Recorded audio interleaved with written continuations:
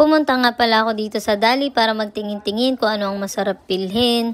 At nakita ko nga ito, naalala ko araw na pala ng mga puso, malapit na. Wala ba mag-aaya dyan? Kahit inuman lang.